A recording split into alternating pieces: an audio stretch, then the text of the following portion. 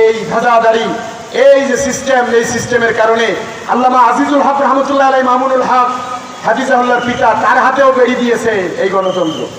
কথা কন না কা? আমার শায়েখ ও মুর্শিদ মরহুম শায়েখ চরমনাই ফজলুল করিম রহমতুল্লাহ আলাইহি, তার হাতে এই নোংরা এই গণতন্ত্র, তারও হাত পায়ে বেড়ি লাগিয়েছে। কথা বলেন ঠিক না?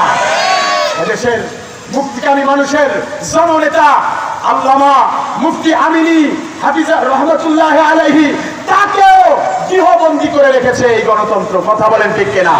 সুতরাং আমরা স্পষ্ট বার্তা, আগামীতে আমাদের এদেশ কিভাবে চলবে এদেশের জনগণ সিদ্ধান্ত নেবে।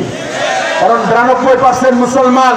2 দিন পর পর আমার বোন, আমার কন্যা, আমার সন্তান ধর্ষিত হবেন, তার কোন দৃষ্টান্ত শাস্তি পাওয়া যাবে না।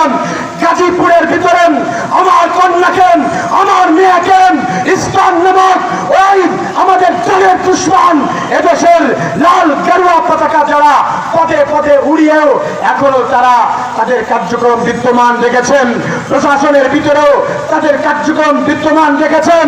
আমি বলতে চাই, প্রিয় মুসল্লিয়ান একরাম ও জাতি মুসলমান, আমাদের স্পষ্ট বার্তা হল, আমরা মুসলমান বাঁচব যতদিন ঈমান নিয়ে আমরা বাঁচতে চাই। কথা বলেন ঠিক কিনা? আল্লাহ তাআলা আমাদেরকে পরিপূর্ণ ঈমানদার হিসেবে কবুল করেন। জোরে বলেন আমিন। এই কোরআনের কানুনের সাথে থাকবেন তো ইনশাআল্লাহ? রাজা দারুল উলুম মাদ্রাসা, এই মাদ্রাসার সুখে দুঃখে আপনারা পাশে থাকবেন তো ইনশাআল্লাহ?